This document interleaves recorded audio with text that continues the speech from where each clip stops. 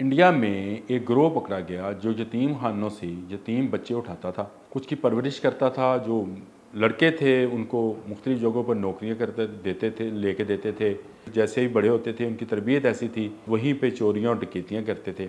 इसी तरह जो लड़कियां थीं जो ज़रा बुलूगत की उम्र को पहुंचने वाली होती थी, उनको धंधे पे लगा दिया था। सबको यतीम खाने से अडॉप्ट करते थे मियाँ बीवी बन के, और उसके बाद जो है इन बच्चों से इस तरह के काम लेते थे। यहाँ पर भी एक जोड़ा था जिसने मुख्तलिफ़ सियासी जमातों से यतीम उठाए, जो सियासी जमातों से निकाले जा चुके थे। उन यतीमों को उठाया, इमरान खान को इसका लीडर बनाया गया। ये सब लूट मार शुरू हो गई। मिश्रा बीबी को चलाने वाला जो पीर था, उसके कितने राब्ते थे फैज़ के साथ।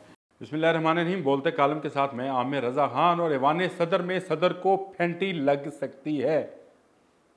क्या आप सोच सकते हैं ये बात कि ऐवान सदर हो, सदर ममलकत हो, जो सुप्रीम कमांडर है मुल्क का, उसको फेंटी भी लग सकती है। जी हाँ, ये वाक़या पेश आया है। और पेश तो नहीं आया, सॉरी मैं गलत कह गया, लेकिन ये वाक़या पेश आ जाना था।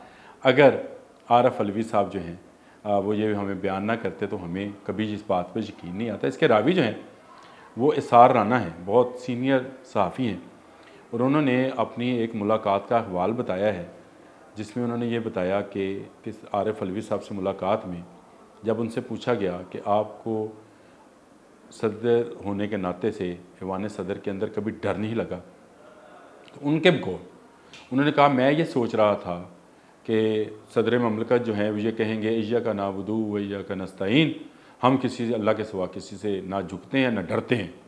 लेकिन कहते हैं मामला उस वक्त बिल्कुल उलट हो गया जब उन्होंने ये कहा कि मुझे तो खौफ आता था कि किसी दिन मुझे फेंटी ना लग जाए। और ये फेंटी किन से लग सकती थी? आप भी समझते हैं कि उस वक्त मुल्क में बाजवा और फैज़ की हुकूमत थी।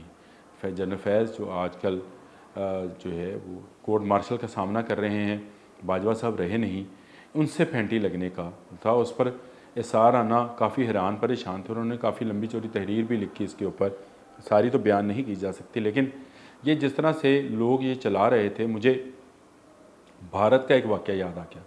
जी हाँ, इंडिया में एक गिरोह पकड़ा गया जो यतीम खानों से यतीम बच्चे उठाता था, कुछ की परवरिश करता था। जो लड़के थे उनको मुख्तलिफ़ जगहों पर नौकरियां करते देते थे, लेके देते थे।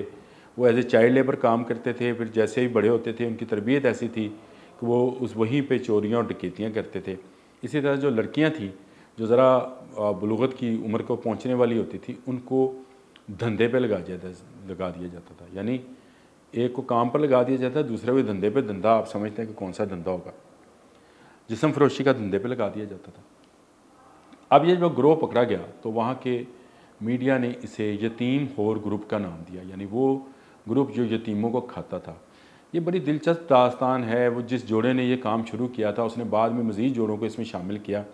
मौक़िफ़ उन्होंने ये अपनाया कि ये हमारे बुढ़ापे का सहारा बनेंगे, और हमने इसीलिए ये जुर्म किया कि इन बच्चों को, कुछ को पाला, कुछ को पले पलाए बच्चे थे, सबको यतीम खाने से अडॉप्ट करते थे मियाँ बीवी बन के, और उसके बाद जो है इन बच्चों से इस तरह के काम लेते थे, जिसमें मैंने आपको बताया चोरी है, डकैती है, राजनी है, और जिस्म का धंधा है। जो लड़कियां थीं उनसे ये काम लिया जाता था। मुझे यकायक ख्याल आया कि सार आने वाली बात तो बिल्कुल किसी हद तक इससे मिलती जुलती नहीं है। यहाँ पर भी एक जोड़ा था जिसने मुख्तलिफ़ सियासी जमातों से यतीम उठाए, जो सियासी जमातों से निकाले जा चुके थे। उन यतीमों को उठाया, उनमें मर्द भी थे, ख़वातीन भी थीं, और उन सब को मुख्तलिफ़ पार्टीज़ के, आप ज़रा अगर पीटीआई की फॉर्मेशन पे गौर करें, देखें, उसमें आपको हर पार्टी के चंद लोग जो हैं वो होते हुए नज़र आएंगे। और सबसे ज़्यादा तादाद उन यतीमों की है जो मुशर्रफ के जाने के बाद यतीम हुए थे। आप मेरी समझ रहे होंगे कि मुशर्रफ के जाने के बाद जो उसको अब्बू बोलते थे, वो जो यतीम हुए थे उनको उठाना आसान था, क्योंकि वो आदी थे एक वर्दी वाले की गोद में पलने के। इन सबको उठाया गया, इमरान खान को इसका लीडर बनाया गया, पार्टी तश्कील दी गई, ये सब लूट मार शुरू हो गई। लेकिन ये इन दोनों के बुढ़ापे का सहारा था। एक को रिटायरमेंट के बाद कुछ चीज़ें चाहिए थी और एक को अपग्रेड होना था, यानी उसको आर्मी चीफ बनना था अपने मुस्तकबिल के लिए। जैसे भारतीय जोड़े ने काम किया था, उसी तरह इस जोड़े ने भी काम किया। और ये जितने यतीम थे, कोई वान सदर में चला गया, कोई वान वज़ीर आज़म में चला गया, कुछ वजारतों में बैठ गए, कुछ को नवादशात की गई, ठेके दिए गए, जो बिल्डर्स थे उनको सोसाइटीज़ के नाम पर ज़मीनें जो हैं वो दी गई। तो ये सारी लूट मार चलती रहती अगर तरीके अदम एतमाद के लिए तमाम अपोजिशन पार्टियाँ जो हैं वो इकट्ठी ना होती। बड़ा खौफनाक मामला है कि अगर ऐवान सदर में बैठा सदर भी फेंटी खाने की बात करता है और कहता है कि मैं ख्याल करता था कि हमें फेंटी ना लग जाए, तो मैं ये समझता हूँ कि फिर इस मुल्क में जमहूरियत का क्या हाल है या क्या मुस्तकबिल है। हाल तो चले अब ठीक हो गया, मुस्तकबिल शायद ठीक हो जाए, लेकिन माजी में ये किस तरह की जमहूरियत थी जो लोग ईजा को नाबुदू ईजा का नस्ताइन का नारा लगाते थे, असल में वो किसके सामने झुक रहे थे, असल में वो किसकी बात मान रहे थे, असल में वो किसकी पैरवी कर रहे थे।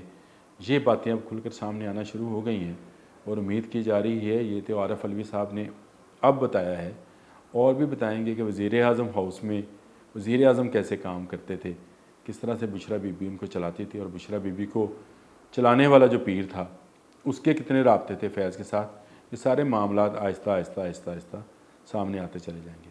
आज के लिए इतना ही। अल्लाह हाफ़िज़।